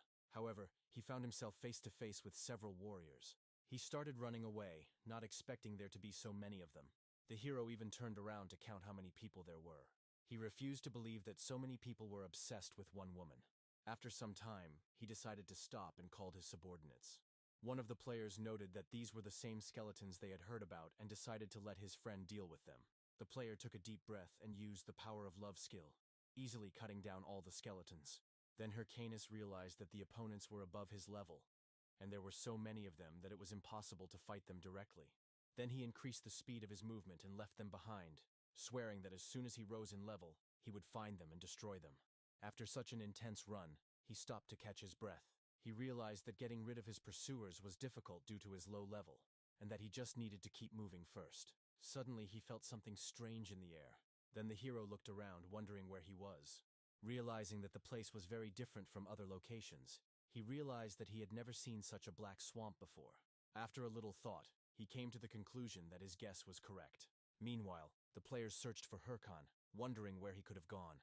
One player shouted that he might be ahead because he saw a skeleton. As it turned out, there were the main character's skeletons ahead, dancing as if in a club. The players were amazed by what they saw. The fat guy got angry. He cursed Hyrcanus and said that he had harmed Lady Ilya, and now he still dared to insult them. Without thinking, he rushed straight at the skeletons. But at that moment, a huge creature emerged from the swamp. Without thinking twice, it grabbed the player. The monster wrapped its tongue around him, pulling him into its huge mouth. His friends were dumbfounded with horror before this giant. It was a level 40 dragon lizard, the boss of the lizard swamp. Meanwhile, Hyrcan hid, watching as the players faced the boss. He never expected that the nest would turn out to be a lizard dragon's nest. He knew it was a boss with huge defense, HP, and attack, and it would require a group of 20 level 40 players to defeat it. He also remembered that, according to rumors, the raid on the dragon lizard had already been completed some time ago. Normally this boss shouldn't appear here. However, if someone with the appropriate quest enters the area, as in his case with the egg from the nest, the monster will respawn. In other words, since the dragon lizard is here, this must be the location of a Himbri's quest. It made him wonder if a Himbri had really sent him here to defeat this creature and take the egg. Then Hyrcanus became angry, considering the NPC a real swindler. But he also realized that he had luckily managed to gather good allies, and he decided that everything would be fine. One of Ilya's fans shouted that the dragon lizard was too strong and they should retreat. However, Hyrcanus appeared and declared that they could not do that. He used the skeleton fragment skill and summoned his warriors. Players observing Hyrcan's skeletons noticed that they were surrounded. One of them, shouting that everything was fine and they just needed to break through, suddenly received a blow from the lizard. As a result, he was thrown high into the air.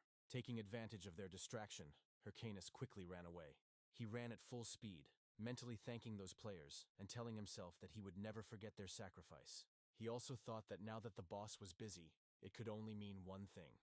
He can go straight to the lizard's nest to steal the egg, assuming it must be empty. Soon, Hyrcanus reached the right place.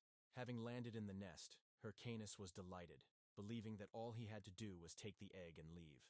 However, he was amazed by what he saw there. To his great surprise, he did not find the egg. Hyrcanus began to search frantically until he finally found it and stared at it. It was a stone with a strange purple seal in the middle. He noticed that the object he found looked suspicious. Moreover, its shape is more reminiscent of a stone than an egg. He was then startled by a system notification that his skeleton warrior had been destroyed. Hyrcanus turned and assumed that the dragon lizard was returning after discovering the intruder. After some time, the boss returned to the nest.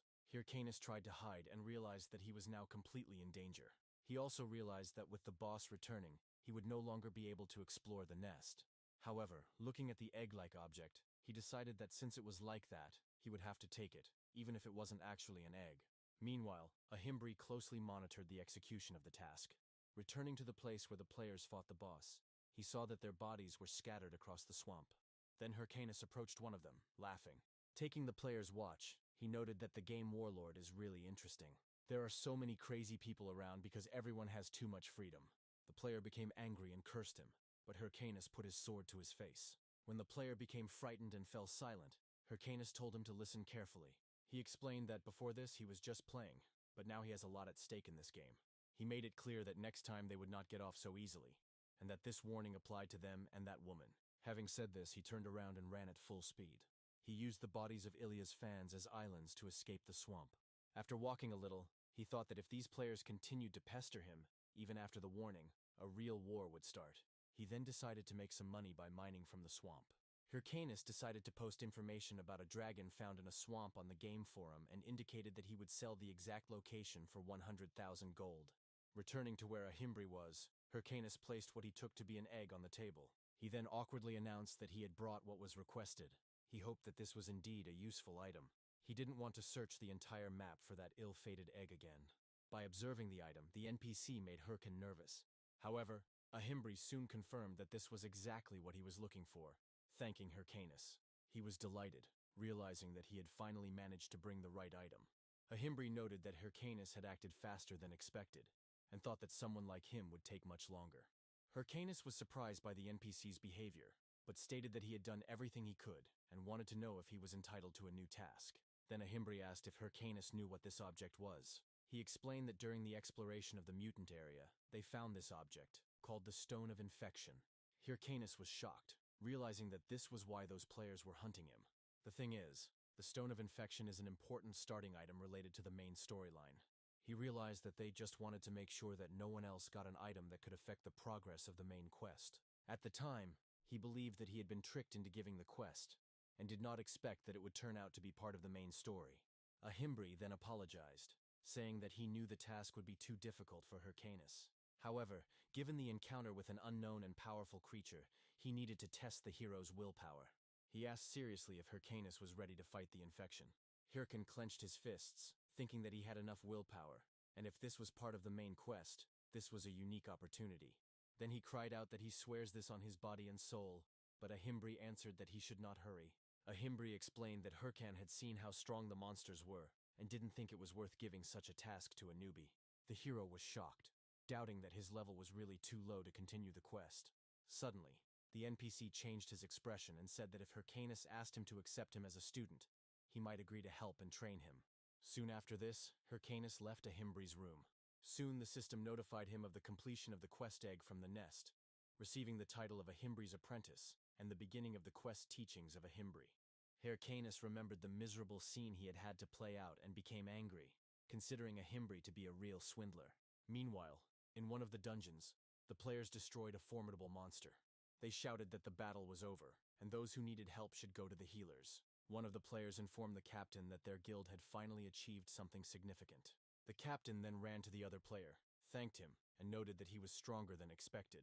This player turned out to be a knight who was hunting Hyrcanus. He replied that it was not a problem, and it was all thanks to the support of other players. But the guild captain insisted that this was not the case, stating that if it weren't for them, at least 5 members would have died. The captain then took out a bag of coins and said that was all they had to offer. The knight remarked that this was not the promised reward, and the captain sheepishly admitted it, adding that it was merely an extra charge. The knight, suddenly becoming serious, declared that he would not accept the reward, as he did not like to break the rules. This confused the guild captain and he apologized, believing that the knight was simply helping for the money. While the captain was wondering why the ranker was undertaking such a raid, the knight left, saying that he was going to take the items from the nest as promised. The captain tried to warn him that there was probably nothing valuable in the nest. Meanwhile, the knight thought that he was incredibly lucky, since he did not expect to receive the Stone of Infection.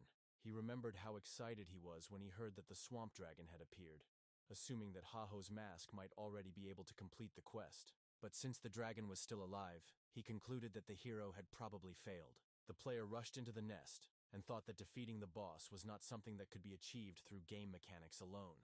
He was delighted, realizing that now all he had to do was take the infection stone and prevent Haho's mask from completing the quest. However, disappointment overtook him when he realized that there was no infection stone. The knight trembled with rage and cursed Hyrcanus, screaming at the top of his lungs. Meanwhile, Hyrcanus himself exited the game and stared intently at his phone. He took a deep breath and thought that the moment had come to act. During those difficult days, he kept telling himself that if he could just hold out a little longer, everything would be fine. But now he was nervous and decided it was time to put an end to his doubts. Jason gathered his courage and decided that he would take action. Now he planned to order a steak. He had been skimping on food all this time, but now that the main quest was complete, he felt he could afford a steak. Moreover, he earned extra money. The hero considered it a well-deserved reward and decided to convert it into real money. As soon as he checked the account, he was delighted to see a large balance and thought that it was finally time for a steak. But then he noticed how money began to be written off from the balance to pay off debts, utilities, and rent. The hero began to pound his fists on the floor, wondering why he worked so hard if he still ended up broke. Then he received a message from Romani asking if he was still alive and if he had quit WTube for good. Then Jason picked up his phone and realized that he had forgotten to tell Romani about his situation and that he would no longer be able to film because of the harassment. Suddenly, the hero felt uneasy and wondered whether he should be overly cautious if he was actually starving. He didn't understand what he did wrong. After all, he was just an ordinary player who enjoyed the game. Irritated, he stood up and decided that he would no longer worry about anything and would do as he saw fit. He then logged back into the game and headed towards an ominous area that looked like a cemetery. 3 of his skeleton warriors also arrived with him. The system notified that he had entered the Forest of Death territory. He told his subordinates that no matter how many times he came here, the place always evoked fear. The hero decided that this was probably the best place to level up his experience, and the dark atmosphere would also be good for attracting views. Then he turned around and ordered the skeletons to hunt. He also added that they now have a new partner who is responsible for strategy. His new warrior is a skeleton mage, a skill given to him by the cunning Ahimbri. He found it to be a great skill, although it did consume a lot of mana. Looking ahead, he noticed a hand emerging from the ground and decided that this was their next target. Soon, several skeletons began to rise from the ground. All of them were level 33. This puzzled his skeletons, as the enemies looked exactly like themselves. Hyrcanus looked around and wanted to understand what his subordinates were doing, because they were supposed to be hunting monsters. However, it was clear that they were terrified of fighting copies of themselves. But Hyrcanus remained indifferent, confident that the skeletons would understand that the evil spirits were different from ordinary monsters. However, he saw that they were hiding out of fear and immediately asked what they were doing. Irritated, he snapped his fingers and ordered them to stop wasting his time, as there was a lot of work to be done. Then one of the skeletons rushed forward without hesitation. With one swift blow, he struck down the skeletal enemy. He watched as the enemy froze for a moment. However, he then began to move again, which left the skeleton puzzled. Hyrcanus noted that conventional attacks would not work. Then he took out a warhammer from his inventory, which added 35 to strength. With one simple blow, he completely destroyed the skeleton. He then delivered a blow to his skull, sending him flying, and considered it the perfect result. Turning around, the hero asked his subordinates if they saw what he had just done. They should have just been smashing skulls, but instead they trembled, afraid that he would do the same to them. Hyrcanus then explained that the goal was to destroy 100 skeletons in 100 minutes, as he was recording the video. The hero warned them that if they failed, he would leave them there to rot. These words immediately made the skeletons rush to hunt. Soon the system notified that Hyrcanus had destroyed several skeletons and had leveled up.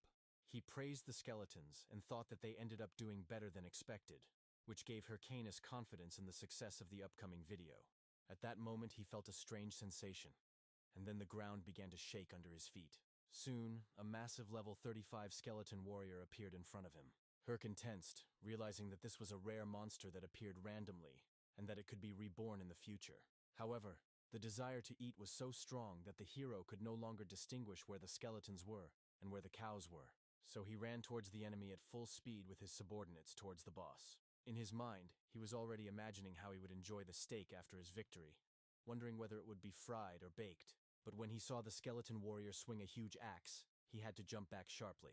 The impact was so strong that it left a huge dent in the stone wall. Retreating to his skeletons, Hyrcanus thought that it was terribly scary. He almost died without even having time to react. Luckily, he was the first to direct his blow at the monster's arm. The skeleton quickly struck back. However, Hyrcanus anticipated this and, together with his servants, struck the monster with a hammer, throwing it to the ground. Hyrcanus first checked to see if his skeletons were in order. He thought that everything went easier than expected. At first, the hero did not notice how the skeleton warrior rushed at him again. However, at the very last moment before the strike, he noted that the creature turned out to be very impatient. He then reported that one of his subordinates was still capable of delivering the final blow. The skeleton mage began to focus fire magic and released it, hitting the enemy on target and setting his bones on fire. The system notified that the hero had destroyed the skeleton warrior and received a large amount of experience. Hyrcanus took a deep breath, realizing that this was on the edge. Looking at the burning remains of the creature, he decided that the video should get at least 10,000 views. Despite this, he was still hungry and decided that he would definitely grill a steak. At that moment, the system reported that the location boss noticed the death of one of his subordinates, which confused Hyrcan a little. The system then continued to warn that the field boss had detected an intrusion, and finally that it was awakening. A giant magic circle appeared next to them. Gradually a head emerged from it, then a body, and soon a colossal creature completely materialized before Hyrcanus. He was dumbfounded, not believing his eyes. A level 40 golden skeleton boss, the Golden Lich, appeared in front of him. He realized that this was the boss of the Forest of the Dead and the first boss of the mage class. He was also known as the Rookie Killer. Hyrcanus remembered that the condition for his appearance was defeating several skeletons, although he did not take this into account at the time. He understood that it was almost impossible to defeat the boss, but if he succeeded, it would be a huge win. He thought he might be able to cope if he strengthened his skeletons, but when he tried to call them into battle, they disappeared. The system notified that his skeletons had been scattered due to lack of mana, and Hyrcan was dumbfounded. He began to panic. Now he was all alone, but he soon realized that it was okay since he had summoned all four and forced the mage to use spells, so there was no mana left. Standing before the colossal creature, he realized that there was no other choice. Hyrcanus grabbed his watch and decided it was time to warm up his body for the first time in a long time. After that, the hero activated the slot with a sly grin. Soon he was in his battle armor. The hero stood facing the boss and challenged him. Without hesitation, he took the initiative and rushed into the attack. The Golden Lich quickly began to focus his skills. When he was ready, the boss released a powerful attack. This time Hyrcanus had to dodge the blow. He understood that even one shot would kill him. The boss continued to attack with multiple strikes, living up to his nickname, Rookie Killer. Hyrcanus realized that there was no chance of victory if he allowed the boss to cast spells freely. He jumped up, and at the moment of impact he realized that the main thing was to prevent the boss from casting a spell. He delivered a powerful blow to one of the golden skeleton's palms, stopping its attack. At that moment, the Lich looked up and looked in horror at his destroyed seal. Hyrcanus noted that the boss's hands were connected to his spells. He quickly realized that all hands had to be destroyed. At this point, the boss started acting strange. The system notified that the boss was looking directly at Hyrcan, which confused him. The system then alerted him that his boss had analyzed him and was assessing his skill level. After making several hand gestures, the golden skeleton released a powerful wave of dark negative energy. Hyrcanus was frightened, not understanding what was happening. In the blink of an eye, he was struck by an attack of dark energy. While he was dodging, he tried to understand what was happening. At the last moment, Hyrcanus realized that he would not be able to dodge another attack, so he jumped to the side and the attack hit the ground, throwing him far across the area. Hyrcanus rolled somewhat awkwardly across the ground, but still managed to regain his balance. Lying on the ground, he caught his breath and thought about the boss's crazy attack pattern. He didn't remember it being like this before. He wondered what the catch was here. He wondered if the boss was hiding his abilities, or if he had been rebalanced in a patch, like the Minotaur in the tutorial mission. This thought saddened him, since he could not remember the details well. After all, years had passed since he had hunted the golden skeleton. Nevertheless, he grabbed the weapon and thought irritably about the difficulties of the situation. Looking at the creature in front of him, he wondered how he could defeat it. The boss attacked again, and Hyrcanus dodged again. He continued to do this with every attack. For now, this was the only thing he could do against the Golden Lich. As he approached the boss, he realized that he could dodge if he knew the trajectory of the attacks. However, this left him without the ability to counterattack. Hyrcanus realized that he urgently needed to find the blind spot. But at that moment, something unexpected happened. The skeleton boss grabbed him with one of his hands. Then he pulled it towards him and began to swing it over his head. After this, the Lich let out a powerful roar right in front of Hyrcan's face. At that moment, the hero thought that it was all over. As he watched the creature prepare its attack, he thought about the number of patterns. However, the hero then smiled, remembering that he had a trump card. Hyrcan used the demonic infection skill, placing a debuff on the boss. The system notified that the target's characteristics were reduced by 13%. Then the hero took advantage of the moment, broke free from the grip and rushed at the boss. Hyrcanus admitted to himself that he did not know how the opportunity for a strike would open up, but the boss himself provided it. Then he concentrated his power into his fist. After this, the hero powerfully struck the golden skeleton right in the face. A powerful explosion accompanied the impact, and the bones of the skeleton cracked and broke. This spectacle delighted Hyrcanus. Gradually, the golden skeleton began to disappear. Soon, the system reported that Hyrcan had defeated the golden skeleton, received experience, gold, the title of Skeleton Slayer, and increased his level. Finally, the hero breathed a deep sigh of relief. Having deactivated the slot, he thought it was a close call, and was sure he would have failed if the fight had lasted another 10 minutes. He opened the status screen and was happy to see that he had reached level 36, but also realized that things would get more dangerous from here. Even though 141 mana was enough considering the minimal investment, he knew it would still not be enough. Up until this point, Hyrcanus had been moving forward thanks to his titles and leveling up, but now that wasn't enough. After all, he had increased the strength of his skeletal warriors, but what good was that if they disappeared at the most inopportune moment? He lowered his head and thought that he had already obtained all the mana-related titles that could be achieved at this stage.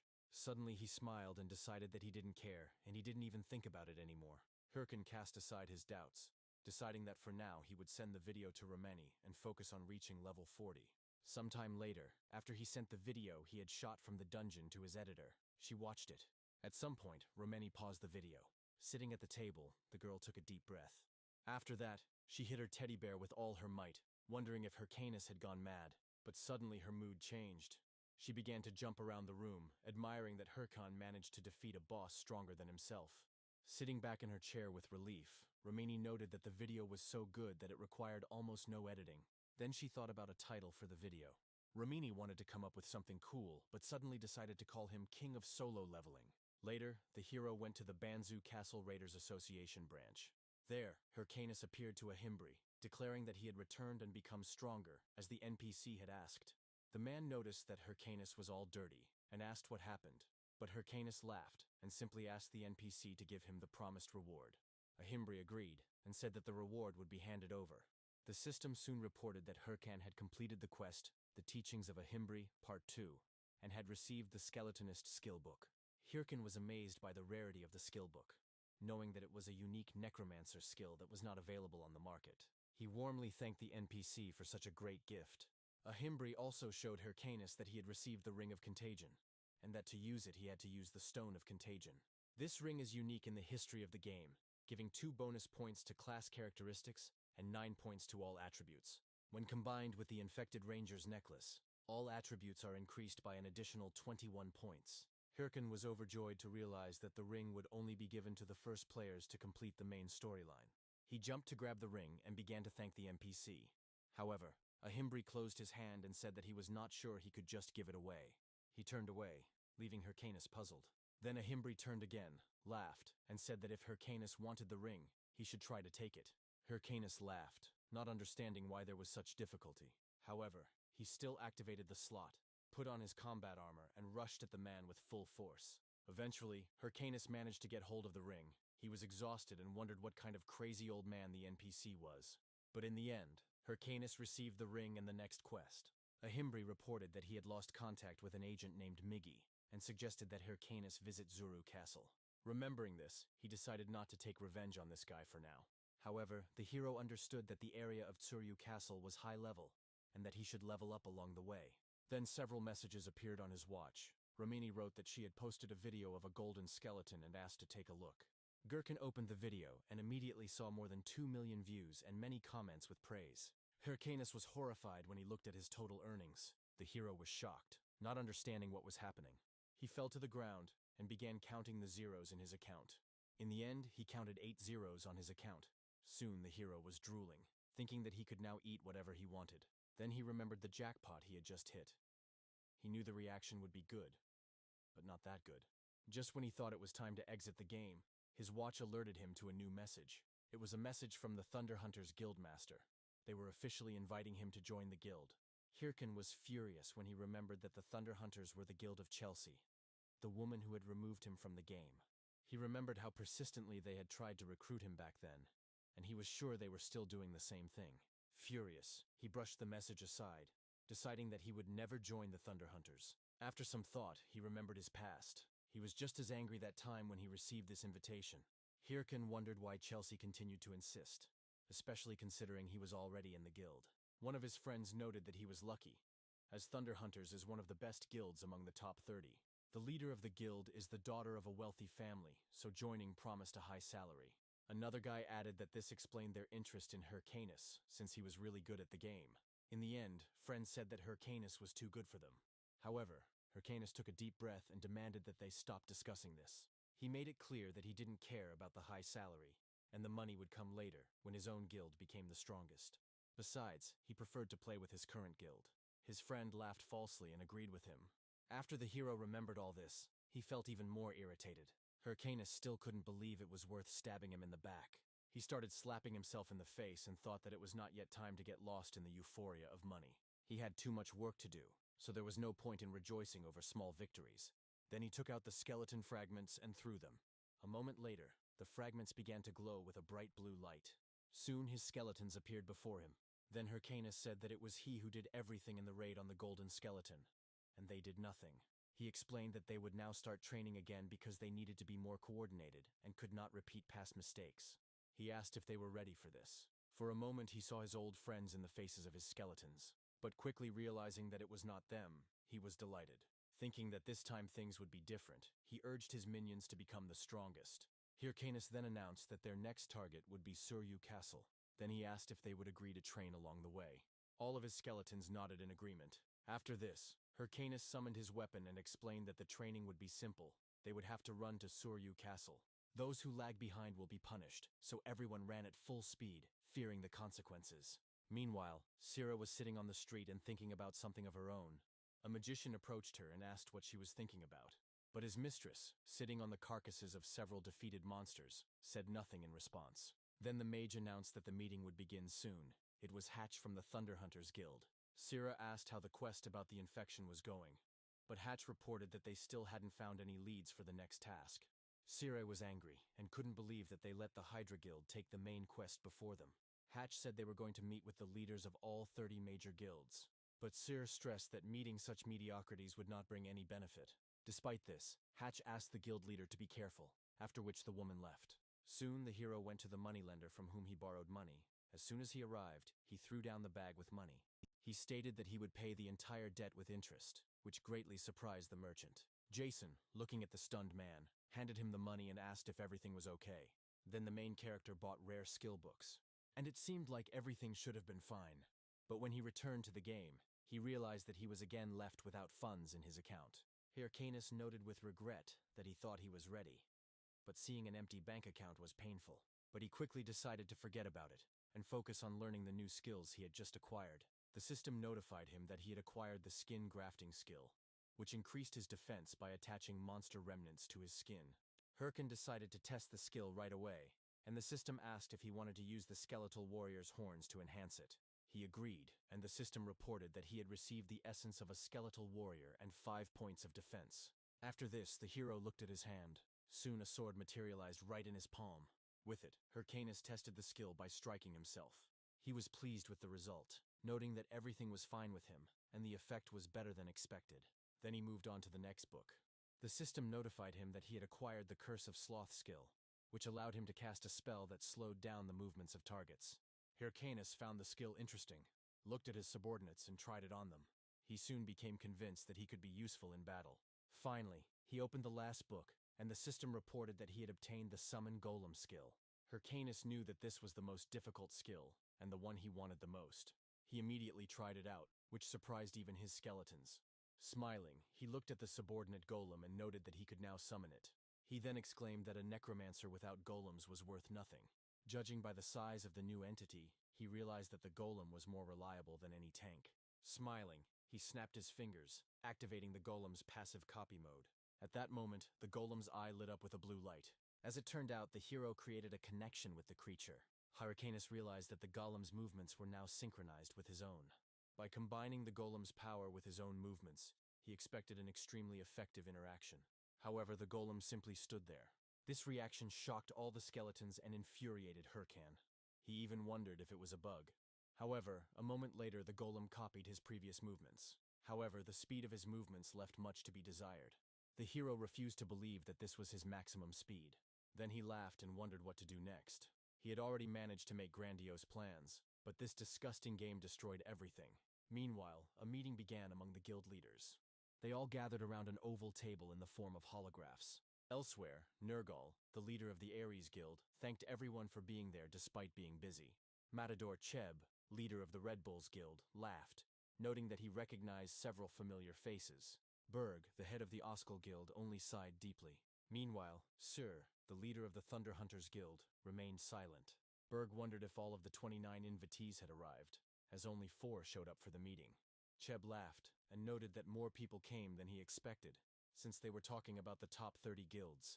Nergal pointed out that the meeting was sudden, and explained that usually the leaders of the top 30 warlike guilds compete with each other. He then took a serious tone and announced that the Hydra Guild had discovered the identity of the infected count. Now they planned to carry out the final raid in a month.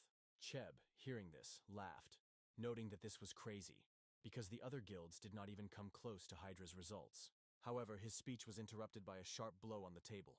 Berg became furious, stating that it was all over if they allowed the Hydra Guild to obtain the infested count. It will then completely monopolize all future major assignments, sponsors, advertising, and content.